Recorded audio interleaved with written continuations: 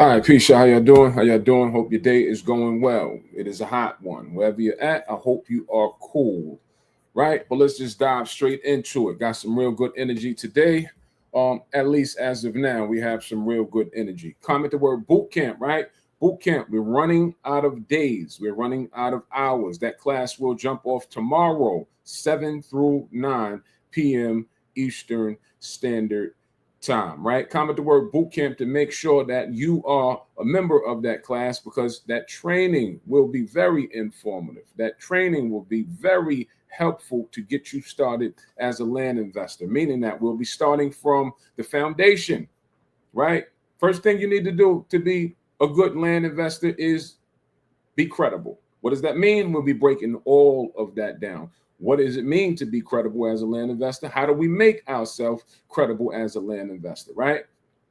That's why you should be inside of that class because you may think that it's just about buying and selling. But if you're not credible, you're going to have a hard time selling, right? No one knows that you are a land seller. Your people don't care that you decided to take this journey that the Acre Boy has been speaking about. Nobody cares. Who's going to buy the land from you? That's why we don't start with buying land. We start with setting up the foundation so we can position ourselves to be able to sell land. I assume that it's already done, right? I'm assuming that you'll be able to catch on to these practices because the ultimate goal is to do what? Is to score, is to sell, is to make money. That's why we start with the foundation up. Get yourself in the room, comment the word boot camp to make sure that you don't miss any of these lessons, any of these teachings, because it's highly important. This is bigger than just buying and selling. All right. You have to know how to buy. You have to know how to position yourself to sell. And when I said that, when you're new, you may, in the beginning, you may, right? You don't have an audience. Who's your audience? And how do they trust you? Why would they give you money? You have to know how to set your business up. That's why these small trainings are highly important. All right. And we'll be digging all the way into that and we'll be coming out of that and then setting up the class, then showing you where to participate at, how to participate, how to understand the language, right? Because that's usually a barrier that keeps most of us out, the language.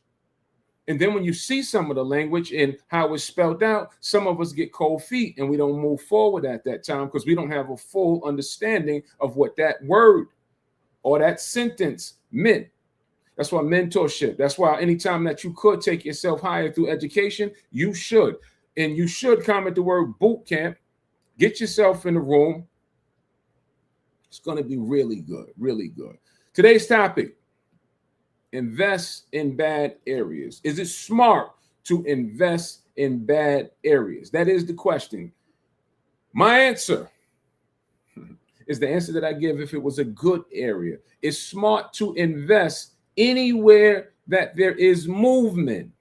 And first and foremost, what do you consider a bad area? What's a bad area? Right? Is that population? Is that the gender of the population? Is that the median salary that's been made in that population, in that area?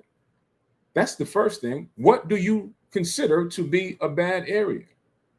Is it crime filled? Is that the level of crime in the area? What's a bad area to you? Because I'm here to tell you that when I first started land investing, I was making a killing in an area that at one point was the murder capital of the United States.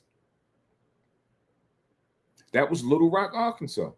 I made out really well in Little Rock, Arkansas. And Little Rock, Arkansas still to this day has plenty of movement. If you have been following us for any substantial amount of time, you've heard me mention this before. It still has plenty of movement. What does movement look like? That means that things are being sold in the area. Things are constantly for sale. There's plenty comps to represent what we think is going on. We don't have to even get a brain on it because it has so many comps on there that we just look into the market and make decisions. So what do you call a bad area? My definition of a bad area is an area that does not have movement if my end goal is to sell it. right? I mentioned a lot of times to invest in desert land. Don't invest in desert land that don't have movement, because you can get desert land, a lot of it too, for a great price. But if your end goal is to sell it and there's no movement, you just sit on it. Right now, I could take you to where you could probably go buy 40 to 80 acres of desert land in the middle of nowhere for less than $1,000 an acre. In fact, less than $500 an acre. You won't sell it though, if there's no movement in an area. Now, is there any areas in the desert that has that same style of property that I mentioned that has movement? Absolutely. The key is knowing which ones, which areas have the movement. We don't want to play in a market that's not moving. So my definition of bad areas is probably different. That should be, as if you were investing, that should be your definition of a bad area as well. Do you care where your money comes from? I made a lot of money in Little Rock, Arkansas, but not one day or 1 hour have I stepped my natural feet in Little Rock, Arkansas. Never been there. Made plenty of relationships there with realtors, with title companies, with buyers, with sellers. So I don't care where the money comes from, right? So I'm in the state of New York. A lot of people now know who we are and what we do, right? And they always say, well, where's your primary area that you invest in? Nowhere near here.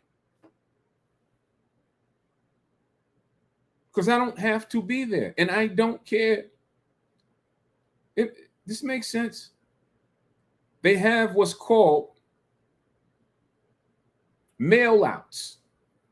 When we talk about tax deed investing, all you have to do is be in ownership of the deed to sell it. When we talk about buying large acreage from any area, Midwest, South, or any other area, they have what's called mail outs. I worked on one today, meaning that title company will send you your package, your settlement statements, your deeds to get notarized.